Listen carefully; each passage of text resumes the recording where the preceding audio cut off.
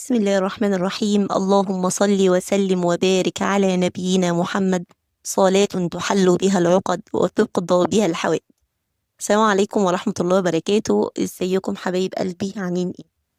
النهاردة معادنا مع قصة من القصص اللي بتتكرر في بيوت كتير مننا.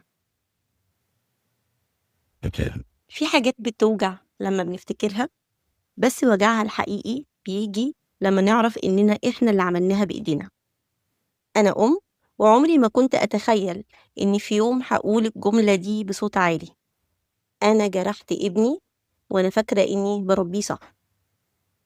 كل الناس كانت بتقولي ما شاء الله ابنك مؤدب شاطر بيسمع الكلام، وأنا كنت بحس بالفخر، بس ما كنتش شايفة الحقيقة اللي بدأت يوم ما دخلت أوضته من غير ما ياخد باله، وشفت حاجة قلبت حياتي.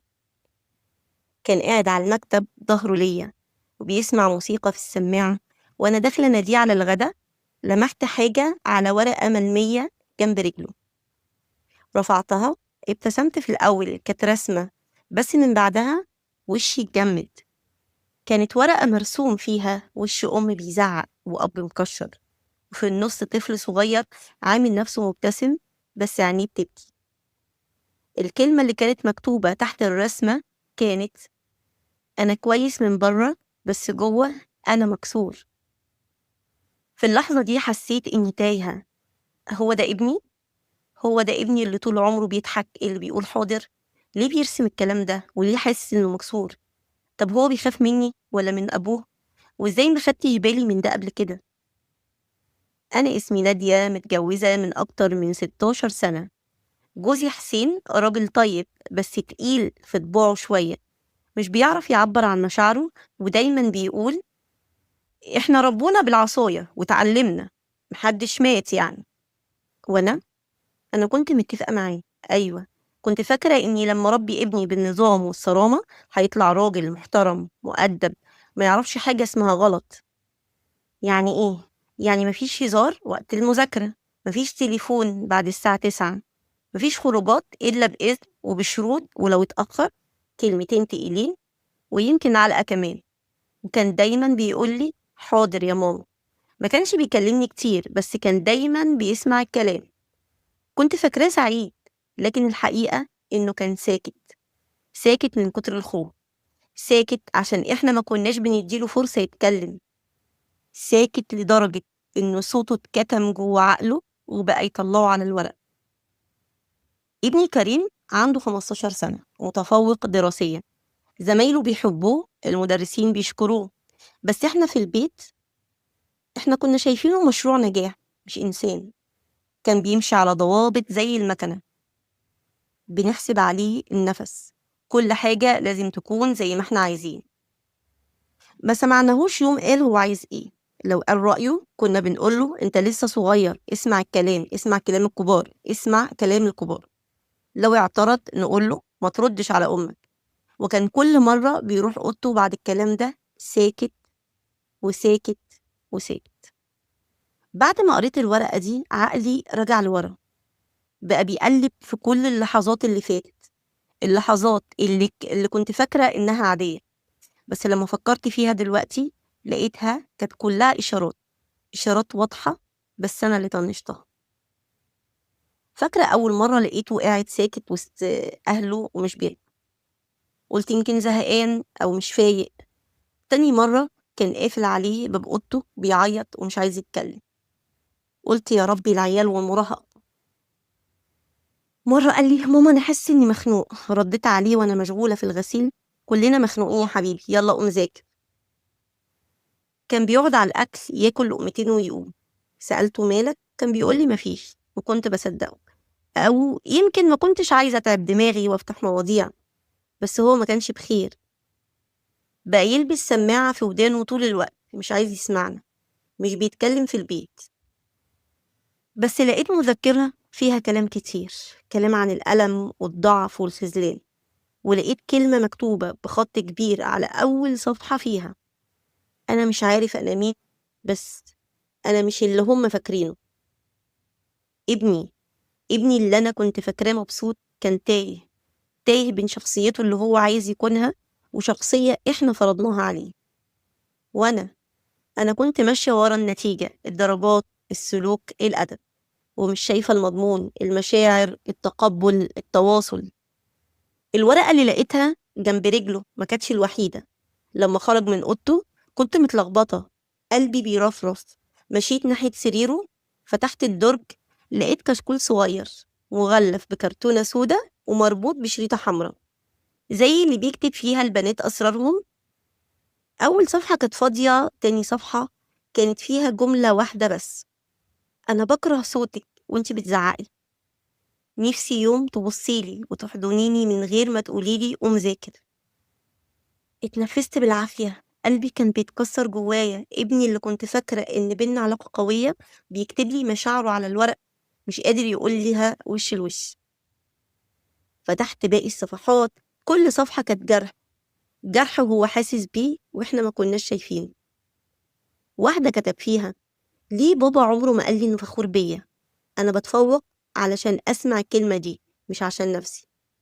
التانية: كل الناس بتسألني نفسك تطلع إيه؟ طب هو حد سألني أنا بحب إيه؟ ولا مرتاح في إيه؟ كله لازم لازم. التالتة التالتة كانت موجهة لربنا: يا رب أنا زهقت من الصوت العالي، من الضغط، من الوحدة. أنا مش عايزة أموت، بس مش حاسس إني عايش. هنا قلبي وقع بجد. ده مش تمرد مراهقين، ده وجع مكبوت من سنين. في نفس اليوم بعد ما قريت الكشكول دموعي نشفت. كنت قاعدة في الصالة، قلبي بيدق جامد، مستنياه ينزل من أوضته. حسيت إن أول مرة هشوفه بعين بجد. نزل كريم عادي، لابس تي شيرت اللي دايما بيلبسه، ووشه كان عادي. بس أنا كنت شايفة ولد تاني، شايفة طفل كبير اتربى على إنه يبقى كامل قدام الناس، بس جواه مليان كسور. ناديته: كريم تعالى يا حبيبي. بصلي مستغرب، قعد جنبي وأنا لسه بعيط. قلت له: أنا لقيت الكشكول وقريته. سكت، عينيه اتفتحت فجأة، ووشه شحب. حاول يقول حاجة بس ما قدرش، ونزلت دمعة بتمشي على خده بهدوء. حضنته بكل اللي ما حضنتوش بيه طول السنين اللي فاتت. حضنته وكأني بعتذرله عن عن سنينه كلها اللي فاتت. قلت له: أنا آسفة يا كريم، كنت فاكرة إني بربيك صح، بس الحقيقة أنا معرفتش أكون جنبك وأنت محتاجني. كنت بدور على التفوق ونسيت أشوفك مبسوط ولا لأ. قال لي بصوت واطي: أنا ما كنتش بكرهك يا ماما، بس كنت حاسس إني مش كفاية، وإن كل حاجة بعملها مش بترضيكم. ساعتها معرفتش أرد، حضنته تاني وسبته يعيط، وساعتها حسيت لأول مرة إن بينا كلام حقيقي. تاني يوم الصبح قعدت مع حسين جوزي، حكيت له على كل حاجة، على الورق وعلى الكشكول وعلى اللي قاله كريم. بصلي وقال لي: هو احنا وحشين قوي كده؟ أنا كنت فاكر إننا بنعمل الصح. قلت له النية كانت خير، بس الأسلوب كان قاسي. احنا ربيناه بعقلنا، بس ما حبيناهوش بقلبنا كفاية. من يومها ابتدينا نصلح، مش بسهولة، مش في يوم وليلة، بس ابتدينا نحاول. بقيت أول ما صحيه الصبح أبوسه على جبينه وأسأله: صحي على إيه النهاردة؟ سعيد؟ متضايق؟ قولي. بقيت بسيب له مساحة يقول لأ، لأ أنا مش حابب ده، لأ أنا مش مرتاح. حسين ابتدى يقول له: أنا فخور بيك يا كريم حتى لو ما خدتش الدرجات النهائية. بقينا بنخرج كعيلة مش علشان نشتري لبس، بقينا نتمشى، بنضحك ونتكلم، ونفتكر إن في بيت اسمه حضن. كريم بقى أهدى، بقى بيحكي وبيرسم أكتر، بس دلوقتي بيرسم ناس بتبتسم وأسر بتضحك، مش وشوش مرسوم عليها وجع. النهاردة وأنا بحكي لكم الحكاية دي قلبي بيترعش، مش من الندم وبس، من الخوف إن في أم أو أب بيسمعني دلوقتي ويعمل نفس الغلط وهو فاكر إنه بيعمل الصح. بس الصح يا حبايبي مش إن ابنك يسمع كلامك، الصح إن يسمع، إن تسمعه وتحس بيه. الصح مش بس في الدرجات ولا السلوك، الصح إن ابنك يبقى مرتاح وهو جنبك، مش متوتر، مش خايف، مش حاسس إنه لازم يمثل دور الطفل المثالي عشان تكمل تحب. ابنك مش مشروع ولا اختبار لازم ينجح فيه علشان تشوف نفسك فيه. ابنك بني آدم محتاج يسمع كلمة أنا فخور بيك، محتاج حضن من غير مناسبة، محتاج تحكي معاه من غير ما تكون قاعد تحاكمه، محتاج تحسسه إن البيت ده أمان مش لجنة انضباط. كريم علمني إن التربية مش قوانين، التربية حب، الحب اللي يسمع ويحتوي ويسامح ويشوف اللي جوه مش بس الظاهر. النهاردة لما أسمع صوت كريم وهو بيضحك من قلبه بحس إني كسبت ابني من جديد، بس بعد ما كنت على وشك أخسره للأبد. ما تستناش اللحظة دي، قرب من ابنك. قصتنا انتهت بس كلامنا مع التربية ما انتهاش. بيوتنا فيها زي كريم ويمكن بصورة أسوأ. كريم هنا كان خايف، كان منطوي، يمكن لو كان كبر شوية كانوا اتفاجئوا انه بقى متمرد او ان هو بدأ يرد عليهم. يا جماعة اهتموا بولادكم وقربوا منهم وحبوهم. ربنا يربينا يا رب ويربيهم ويصلحنا ويصلحكم ويصلح أولادكم كلكم.